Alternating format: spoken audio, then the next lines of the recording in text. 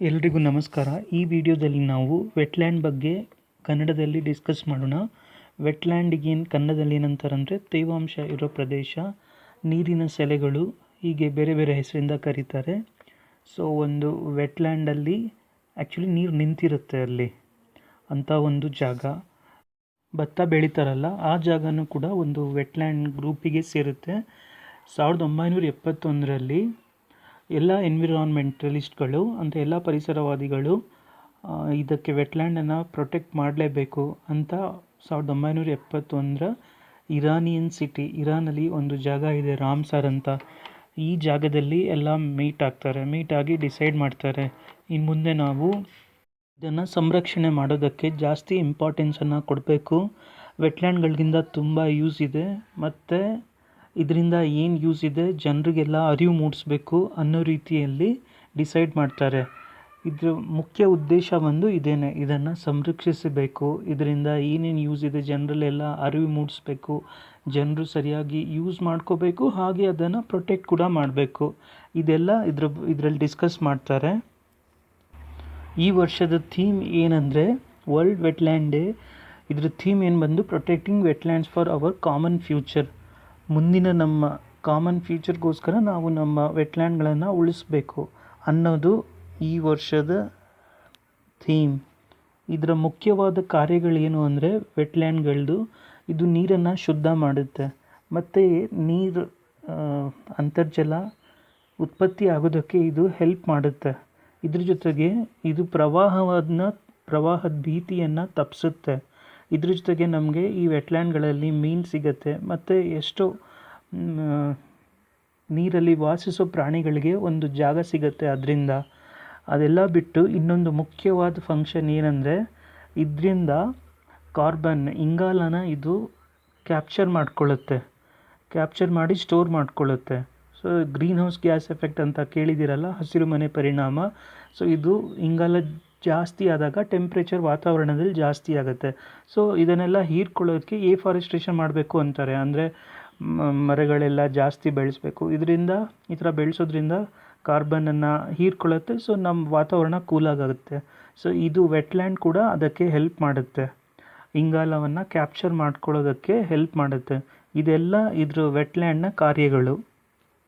ಗೌರ್ಮೆಂಟಿಂದ 2 ಸ್ಕೀಮ್ಗಳಿದೆ ಈ ವೆಟ್ಲ್ಯಾಂಡನ್ನು ಉಳಿಸೋದಕ್ಕಾಗಿ. ಆ ಸ್ಕೀಮ್ ಹೆಸರುಗಳು ಅಮೃತ್ ಧಾರೋಹರ್ ಸ್ಕೀಮ್ ಅಂತ ಒಂದು, ಇನ್ನೊಂದು ಮಿಷ್ಟಿ ಸ್ಕೀಮ್ ಅಂತ. ಅಮೃತ್ ಧಾರೋಹರ್ ವೆಟ್ಲ್ಯಾಂಡ್ಗಳನ್ನು ಉಳಿಸ್ಬೇಕು ಅಂತ, ಮಿಷ್ಟಿ ಮ್ಯಾಂಗ್ರೂವ್ಸನ್ನು ಪ್ರೊಟೆಕ್ಟ್ ಮಾಡೋದಕ್ಕೋಸ್ಕರ.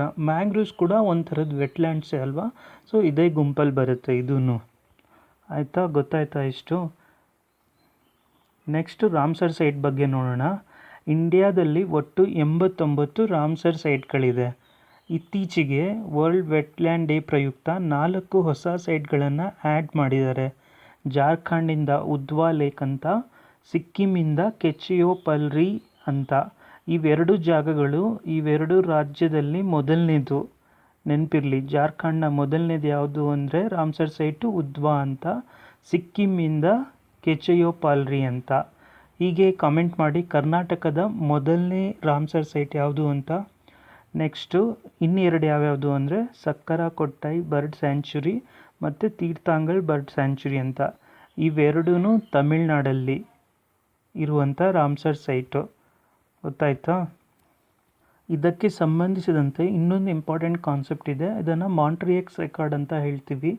ಒಂದು ತೇವಾಂಶ ಇರುವಂಥ ಜಾಗ, ಒಂದು ವೆಟ್ಲ್ಯಾಂಡು, ಅಲ್ಲಿ ಜನರಿಂದ ಆಗಿರ್ಬೋದು ಅಥವಾ ಡೆವಲಪ್ಮೆಂಟಿಂದ ಆಗಿರ್ಬೋದು, ಟೆಕ್ನಾಲಜಿಕಲ್ ಡೆವಲಪ್ಮೆಂಟ್ ಅಥವಾ ಪೊಲ್ಯೂಷನ್ನಿಂದ, ಮಾಲಿನ್ಯದಿಂದ ಆ ಜಾಗ ಹಾಳಾಗ್ಬೋದು ಇವತ್ತು ಅಥವಾ ನಾಳೆ ಹಾಳಾಗ್ಬೋದು ಫ್ಯೂಚರಲ್ಲಿ. ಈ ರೀತಿ ಚೇಂಜಸ್ ಆಗುವಂಥ ಜಾಗನ ಈ ಮಾಂಟ್ರಿಯೆಕ್ಸ್ ರೆಕಾರ್ಡಲ್ಲಿ ಆ್ಯಡ್ ಮಾಡ್ತಾರೆ.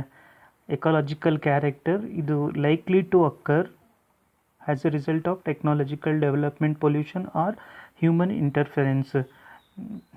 ಇಂಥ ಜಾಗಗಳನ್ನು ಮಾಂಟ್ರಿಯೆಕ್ಸ್ ರೆಕಾರ್ಡಲ್ಲಿ ಆ್ಯಡ್ ಮಾಡ್ತಾರೆ.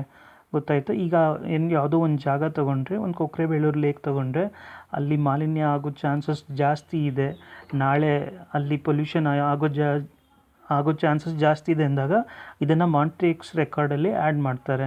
ಆವಾಗ ಅದನ್ನು ಪ್ರೊಟೆಕ್ಷನ್ ಮಾಡ್ತಾರೆ, ಅದರಿಂದ ಅದು ಹಾಳಾಗೋದನ್ನು ತಪ್ಪಿಸ್ಬೋದು. ಗೊತ್ತಾಯ್ತಾ? ಇಂಡಿಯಾದಲ್ಲಿ ಒಟ್ಟು 2 ಇದೆ ಈ ಥರದ ಸೈಟು. ಮಾಂಟ್ರಿಕ್ಸ್ ರೆಕಾರ್ಡಲ್ಲಿ 2 ಬರುತ್ತೆ. ಒಂದು ಕಿಯೋಲಾಡಿಯೋ ನ್ಯಾಷನಲ್ ಪಾರ್ಕ್, ಇದು ರಾಜಸ್ಥಾನಲ್ಲಿದೆ. ಇನ್ನೊಂದು ಲೋಕ್ಟಾಕ್ ಲೇಕ್, ಇದು ಮಣಿಪುರಲ್ಲಿದೆ. ಗೊತ್ತಾಯ್ತಾ? ಈ ಮಣಿಪುರಲ್ಲಿರುವಂಥ ಲೋಕ್ಟಾಕ್ ಲೇಕಲ್ಲಿ ಫುಮ್ಡೀಸ್ ಅಂತ ಒಂದು ಐಲ್ಯಾಂಡ್, ಇದು ಐಲ್ಯಾಂಡ್ ಥರದ್ದು. ಅಂದರೆ ಅಲ್ಲಿ ಕೆರೆ, ಲೋಕ್ಟಾಕ್ ಲೇಕಲ್ಲಿ ಐಲ್ಯಾಂಡ್ ಥರ ಇರುತ್ತೆ ಅಲ್ಲಿ. ಅದು ಮಳೆ ಜಾಸ್ತಿ ಆದಾಗ ಫ್ಲೋಟ್ ಆಗುತ್ತೆ. ಮಳೆಗಾಲದಲ್ಲಿ ಅಂದರೆ ಹರಿತಾ ಇರುತ್ತೆ ಮಳೆಗಾಲದಲ್ಲಿ ಅದು.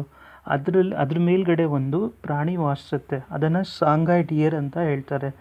ಈ ಸಾಂಗಾಯ್ ಡಿಯರ್ ಇಲ್ವಾ, ಇದು ಎನ್ವಿರಾನ್ಮೆಂಟಿಗೆ ಅಷ್ಟೇ, ಆ ಜಾಗದಲ್ಲಿ ಅಷ್ಟೇ ಸಿಗೋದು, ಬೇರೆ ಕಡೆ ಸಿಗಲ್ಲ. It is exclusive to Loktak lake. ಇದು schedule 1 of wildlife protection ಆ್ಯಕ್ಟಲ್ಲಿ ಬರುತ್ತೆ. ಮತ್ತು IUCN ರೆಡ್ ಲಿಸ್ಟಲ್ಲಿ ಇದು ಎಂಡೇಂಜರ್ಡ್ ಕ್ಯಾಟಗರಿಯಲ್ಲಿ ಬರುತ್ತೆ. ಇಷ್ಟು ಗೊತ್ತಿರಲಿ ಲೋಕ್ಟಾಕ್ ಲೇಕ್ ಬಗ್ಗೆ. ಮಾಂಟ್ರಿಕ್ಸ್ ರೆಕಾರ್ಡಲ್ಲಿ 2 ಸೈಟ್ಗಳಿದೆ, ಕಿಯೋಲಾಡಿಯೋ ಒಂದು, ಲೋಕ್ಟಾಕ್ ಒಂದು. ಗೊತ್ತಾಯ್ತಾ? ಚಿಲ್ಕಾ ಲೇಕನ್ನು ಆ್ಯಡ್ ಮಾಡಿದರು 1993ರಲ್ಲಿ. ಇದನ್ನು ರಿಮೂವ್ ಮಾಡಿದರು 2002ರಲ್ಲಿ. ಒಟ್ಟು 2 ಸೈಟ್ ಇರೋದು ಇವಾಗ. ಮೊದಲು ಇದು ಆ್ಯಡ್ ಮಾಡಿದರು, ತೆಗೆದ್ಬಿಟ್ರು.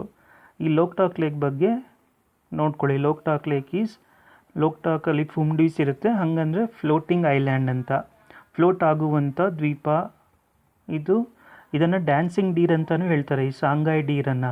ಅದ್ರ ಮೇಲೆ ಅದು ಹರಿತಾ ಇರಬೇಕಾದ್ರೆ ಅದು ಡ್ಯಾನ್ಸ್ ಮಾಡೋ ಥರ ಕಾಣ್ತಿರುತ್ತೆ, ಅದಕ್ಕೋಸ್ಕರ.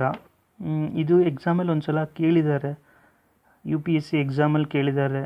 ಸೊ UPSCಲ್ಲಿ ಕೇಳಿದರೆ KPSCನೂ ಕಾಪಿ ಮಾಡ್ತಾರೆ. ಸೊ ಅದಕ್ಕೋಸ್ಕರ ಇದು ಕೆಲವೊಂದು ಇಂಪಾರ್ಟೆಂಟ್ಗಳನ್ನು ನಾನು ಹೇಳಿದೆ.